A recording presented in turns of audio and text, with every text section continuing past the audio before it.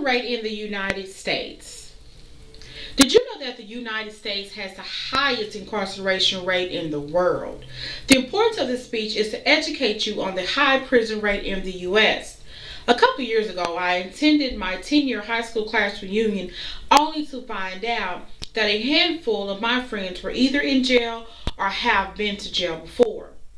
At some point in our life, I'm pretty sure that we have all known someone that has been to jail or that is currently sitting out of prison sentence at this time. I had to ask myself, was it really their fault or where did they actually go wrong? Prisons are overcrowded, that health concerns are becoming a huge concern in the state of Texas alone. Approximately 5 more correctional institutions need to be built to accommodate the overcrowdedness. First, I will inform you the cause of why the U.S. prison rate is so high. Next, the effects of having a high prison rate in the U.S. And then comparing the U.S. with other countries. Now, let's go into further detail on the cause, effect, and comparison with other countries. The United States currently incarcerates more than 2.2 million people, a prison population that has exploded ever since 1980. I think it's because the U.S. is a very popular country, but I could be wrong. I asked myself several times, why is the prison rate so high? And I could only come to a conclusion because of the high crime rate. According to criminologists Alfred Blumstein and Alan Beck, the rise in crime can only account for less than 12% of the rise in the prison population since 1980. It's the extremely harsh and long prison sentences being given out in this country that accounts for 88% of the prison population overcrowdedness. Another reason for high prison rates will be the failed war on drugs. The U.S. incarcerates more than 4 drug offenses than the European Union incarcerates for all offenses combined. And yet the drug flow into the U.S. and drug use by citizens has still not been reduced. In addition, the effects of having a high prison rate in the United States have recently put a strain on this country economically. The U.S. spends over $42 billion annually to increase our huge prison population. And there are still overcrowded and unsafe prison conditions. Taxpayers have to pay for prisoners' housing, food, clothing, and other costs.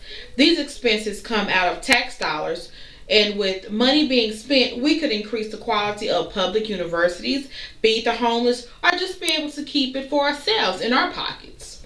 According to Oxford Analytical, which is a global analysis, collapsing housing prices have hit state budgets particularly hard, which will make it difficult, if not impossible, to expand the prison system at the current rate. Another effect on the U.S. from a high prison rate is making society very unstable. There are more crimes because of ex-cons can't land a job, which makes the crime rate increase because of the risk of them trying to survive. Prostitution and drug dealing especially. Also, more sexual transmitted diseases brought into society from ex-prisoners. Prisons is the 4th leading cause to HIV and AIDS virus per the North Carolina Department of Health and Human Services.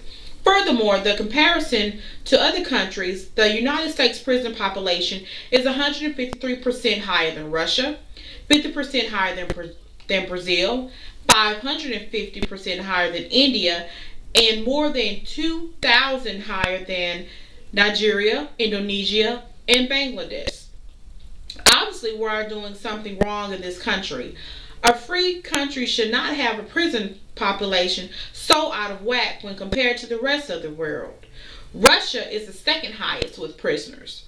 There are 9.2 million people incarcerated worldwide. The United States has some of the largest jails when compared to other countries, but overcrowdedness is still a concern. In conclusion, for so long now, the answer to our social problems have always been lock them up and throw away the key. This method just isn't working. We also need to stop the failed war on drugs and treat drugs like the medical and education problem that it really is. It might be years before we have a solution to lowering the prison rate in the U.S., but as of now, it's very important to remember the cause, the effects, and the comparison to other countries on the U.S. prison rate. Our society does not need to get any worse than what it really is as of today. If it gets any worse, I think this world will have no meaning. The depreciation in one of the depreciation in one's lack of respect for any situation will cause the U.S. prison rate to continue to increase if it's not under control. Hopefully, one day there will be consistency in maintaining the prison rate far as the world population is concerned.